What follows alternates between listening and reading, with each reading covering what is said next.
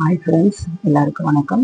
இப்போ நீங்கள் என்னுடைய ஒரு நாள் சண்டேயோட வாழ்க்கை தான் பார்க்க போகிறீங்க. மும்பையில் காலையில் ஏஞ்சி ஈவினிங் வர ராத்திரி வர என்னென்ன வேலை நான் செஞ்சுருக்கேன் அதை தான் இந்த வீடியோவில் நான் ஒரு கிளிப்பாக நான் காமிக்கிறேன். கடைசி வரை பாருங்கள். உங்கள் கமெண்ட்ஸ் எனக்கு தெரியப்படுத்துங்க. ப்ளீஸ் லைக் பண்ணுங்கள், ஷேர் பண்ணுங்கள், சப்ஸ்கிரைப் பண்ணிட்டு பாருங்கள். Okay friends. காலையில் ஏஞ்ச உடனே நம்ம வேலையெல்லாம் பார்த்துட்டு முதல்ல இந்த ப்ரேயர் பண்ணுறது எனக்கு ஒரு பழக்கமாகிடுச்சு. ரொம்ப வருஷத்துலேருந்து எனக்கு நினைவு தெரிஞ்சதுலேருந்து காலையில் ப்ரேயர் பண்ணுறது எனக்கு ஒரு ஹேபிட் ஆகிடுது. ப்ரேயர் பண்ணலன்னு இந்த நாள் ஒரு மாதிரி ஆகிடும். ஸோ எழுந்த உடனே எனக்கு இனிமேல் பைபிள் படிக்கிறது ரொம்ப பிடிக்கும். எனக்கு அதில் ஒரு லைன் நான் அண்டர்லைன் பண்ணி வச்சுருப்பேன். அதை அதை ரிப்பீட் பண்ணிகிட்டே இருப்பேன். அதில் இதெல்லாம் சின்ன ப்ரேயர் போகுது. செயின்ட் ஆந்தனி, அப்புறம் இது வேர்ட் ஆஃப் காட், அப்புறம் இது குட்டி பைபிள். இந்த பைபிள் நான் ரொம்ப வருஷத்தில் நான் யூஸ் பண்ணுறேன். வெள்ளங்கண்ணி ப்ரேயர், இது ஒரு பர்சனல் ப்ரேயர். இதெல்லாம் நான் காலையில் ஏஞ்சி படிக்கிறது எனக்கு பழக்கம். சிக்கன் குழம்பு இது கொஞ்சம் தடுப்பாக தான் பண்ணிருக்கேன். ஏன்னா எனக்கு இது மத்தியானம் ரைஸ்க்கும் அப்புறம் சாயங்காலம் தோசைக்கும் சரியாக இருக்கும். எனக்கு சிக்கன் குழம்பு,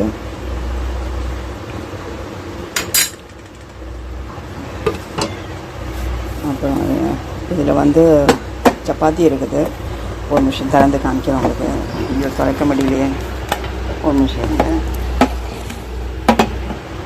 பாருங்க. இது ரைஸ். இது மத்தியானத்துக்கும் நைட்டும் சரியாக இருக்கும். இது 4 முட்டை இருக்குது. அப்புறம் இது நேற்று நைட்டு இந்த சாப்பாடு. இது கொஞ்சம் மிச்சமாக தண்ணி ஊற்றி வச்சுருக்கேன். ஓகேவா?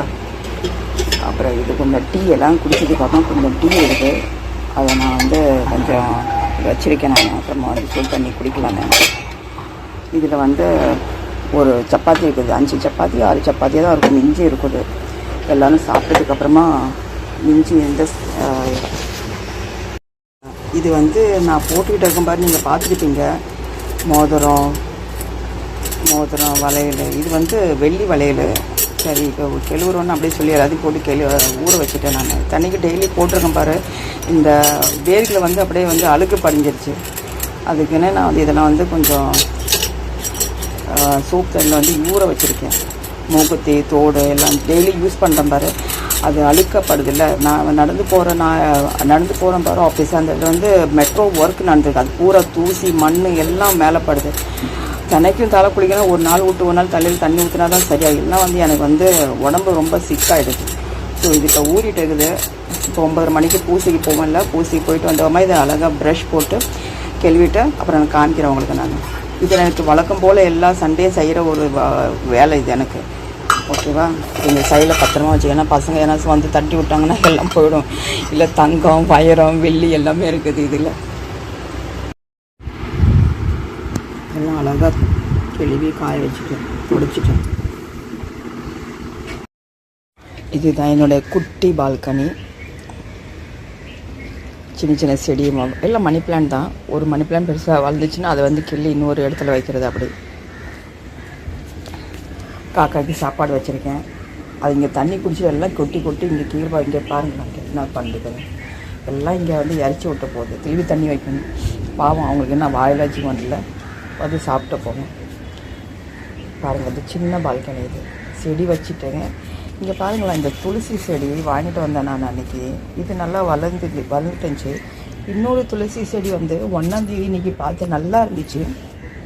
இங்கே பாருங்கள், இது ராத்திரிக்கு எலி நினைக்கிறேன். எலி அப்படியே அந்த தலையை பூரா கிள்ளி விட்டுட்டு பக்கத்தில் வச்சுட்டு போயிருக்கு. பாருங்களேன் எப்படி செய்யுது இந்த எலி. இங்கே எலி நிறைய வருது நைட் டைமில்.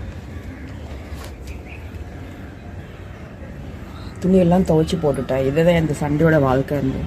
காலையில் எழுந்து எல்லா துணியெல்லாம் துவைச்சி போட்டேன். பசங்கள் துணி, நம்ம ஹஸ்பண்ட் துணி, எல்லா துணியெல்லாம் துவைச்சி போட்டாச்சு. ஓகே, நீங்கள் போய் கொஞ்சம் தூங்கணும். தூங்கி எழுந்த உடனே வேறு வேலையெல்லாம் பார்க்கணும். பேக்கு என்னென்ன தேவை ஒரு வாரத்தில் என்னென்ன நம்மளால் செய்ய முடியலையோ அதெல்லாம் இந்த சண்டைக்கு செஞ்சால் தான் கொஞ்சம் எல்லாம் சரியாக இருக்கும். இல்லைன்னா ரொம்ப ஹெடேக்காக இருக்குது. எல்லாம் துணியெல்லாம் துவைச்சி போட்டாச்சு. ஓகே, ஜஸ்ட் காமிக்கிறேன் இந்த ஒரு சண்டே நாள் எப்படி போகுதுன்னு காமிக்கிறேன் உங்களுக்கு. நான் சரியான காற்று அடிக்குது இன்றைக்கி. இங்கே மேலே வச்சு இந்த போட்டு வேற இங்கே கீழே விழுந்து காற்றுல வந்து கீழே விழுந்துகிட்டே இருக்குது. என்னன்னு தெரியல. அப்படி இது வந்து திருப்பி விழுது. உங்களுக்கு காமிக்கிறேன் ஒரு நிமிஷம். இது வந்து வழியில் கடிச்சிச்சு ஸ்டேஷனில், அது வாங்கிட்டு வந்தது. காற்று நிறைய அடிக்குது இங்கே. சரி, இப்போ போய் நான் தூங்க போகிறேன். தூங்கி ஏஞ்ச உடனே வந்து வேறு வேலையெல்லாம் பார்க்கணும், காமிக்கிறேன், கண்டினியூ பண்ணுறேன் திருப்பி. எல்லாம் ரிங்ஸ் எல்லாம் கழுவிட்டு எல்லாம் கையில் மாட்டியாச்சு. பாருங்கள், நான் காமிக்கிறேன். எல்லாம் அழகாக கழுவிட்டு கையில் போட்டாச்சு. அந்தந்த விரலுக்கு என்னென்ன ரிங்ஸ் இல்லை அதெல்லாம் போட்டாச்சு.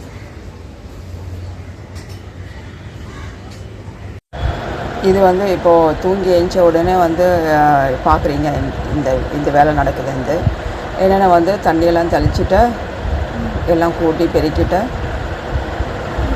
ஏன்னா வந்து கொஞ்சம் ஃப்ரெஷ்ஷாக இருந்தால் கொஞ்சம் நல்லா இருக்குது, நம்மளுக்கு ஒரு நல்ல ஒரு வைப் கிடைக்கும். ஸோ இதே இந்த குட்டி கார்டனுக்கு திருப்பி காமிக்கிறேன் உங்களுக்கு. நான் இல்லை தண்ணியெல்லாம் கொஞ்சம் கொஞ்சமாக ஊற்றிட்டேன். ஏன்னா வெயில் வருதில்ல, அது ரொம்ப காஞ்சிருது மண்ணெல்லாம். ஸோ அதில் கொஞ்சம் கொஞ்சமாக தண்ணி ஊற்றி வச்சுட்டு ஜஸ்ட் இந்த ஈவினிங் இது காற்று வாங்குகிறேன் நான் பால்கனியில். தூங்கி எழுந்த உடனே ஃப்ரெஷ் ஆகிட்டல, கொஞ்சம் அப்படியே இந்த காக்கா குருவியெல்லாம் கத்துறது பார்த்துக்கிட்டு அப்படியே இந்த செடிகளை பார்க்கணும். கொஞ்சம் செடி எனக்கு வாங்கணும், இப்போ டைம் கிடைக்கல எனக்கு. நான் நெக்ஸ்ட் வீக்கில் போய் கொஞ்சம் செடி வாங்காது இதில் எல்லாம் நட்டு வைக்கணும். நிறைய செடி இருந்துச்சு, ஆனால் நடுவில் வந்து அது என்ன சொல்கிறது சரியாக அது வந்து கவனிக்கலைன்னு எல்லாம் செத்து போயிடுச்சு. ஸோ திருப்பி எனக்கு ஒரு சின்ன கார்டன் இங்கே வைக்கணும். நான் வச்சதுக்கு அப்புறமா வந்து உங்களுக்கு நான் வந்து காமிப்பேன் இந்த குட்டி கார்டன். பக்கத்தில் வந்து அங்கே ஒரு கன்ஸ்ட்ரக்ஷன் நடந்துட்டு இருக்குது. நீங்கள் பார்ப்பீங்க ஒரு ப்ளூ கலர் பேப்பரு. அங்கே ஒரு கன்ஸ்ட்ரக்ஷன் ஒர்க் நடந்துகிட்டு இருக்குது. ஸோ இதுதான் என்னுடைய சண்டே வாழ்க்கை இப்படி போயிட்டு இருக்குது. இங்கே இந்த காக்கா வந்து தண்ணி குடிக்கிறது. இது எந்த பெஸ்ட்டு ஃப்ரெண்டு இது. அது எப்பயும் நான் வந்து அங்கேருந்து போன பக்கத்தில் அப்படியே நிற்கும், என்னை பார்க்கும். என்மாதிரி ரொம்ப நாள்லேருந்து என் ஃப்ரெண்டு மாதிரி என்னை பார்த்துட்டே இருக்கும்.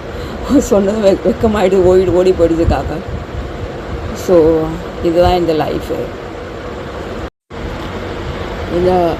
இந்த செடிகளுக்கு வந்து எனக்கு வந்து பார்க்குறது ரொம்ப மனசு ரொம்ப சந்தோஷமாக இருக்கும்.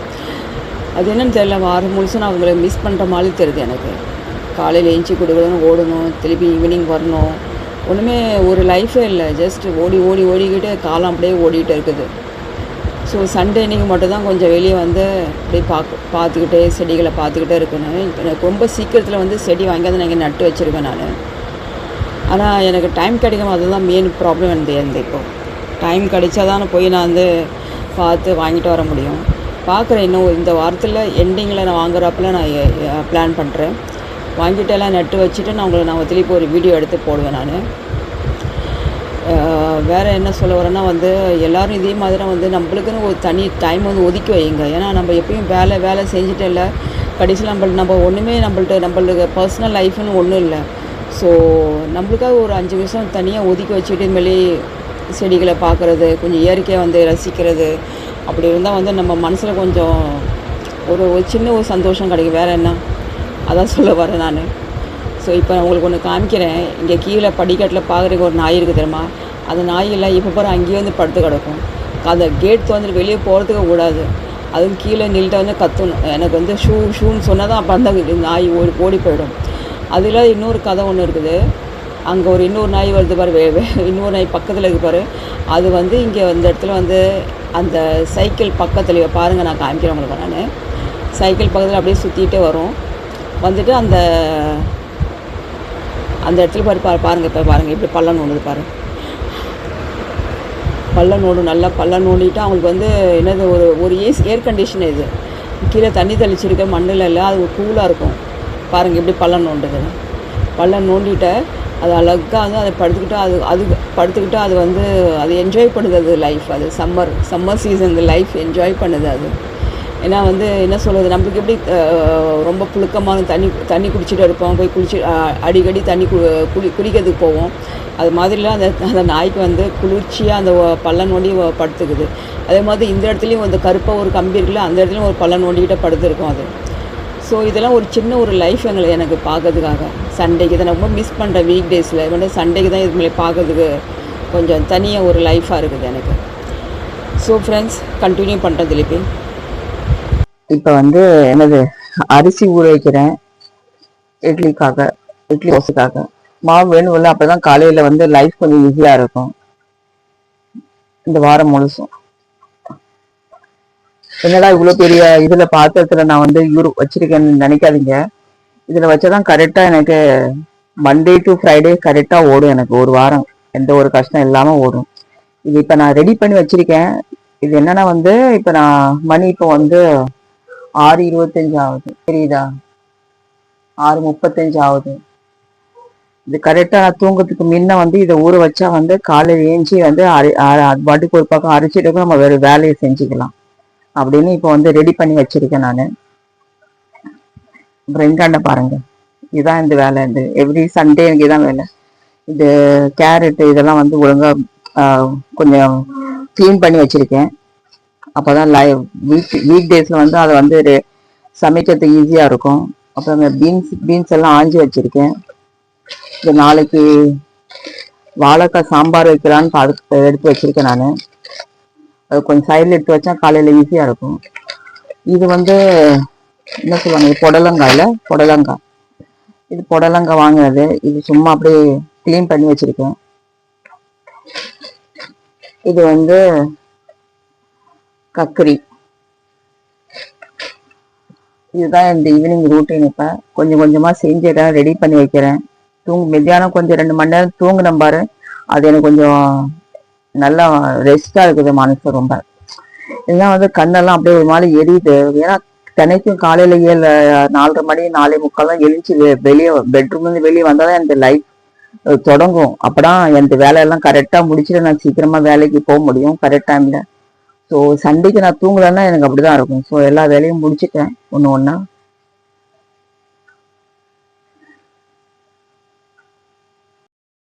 இதோட வந்து இந்த தேங்காய் சுத்தம் பண்ணி வச்சுட்டேன். இப்படி மேலே இருக்கும் பாரு, இது என்ன சொல்லுவாங்க, இதெல்லாம் எடுத்து கரெக்டாக கிளீன் பண்ணி வச்சுட்டேன். என்னடா 3 தேங்காய் ஒரு வாரம்னு நினைக்காதீங்க. இது வந்து எனக்கு வந்து எப்படியும் வந்து ஒரு 15-20 நாள் போகும் எனக்கு கரெக்டா. எல்லாம் பெரிய பெரிய தேங்காய் பாருங்க.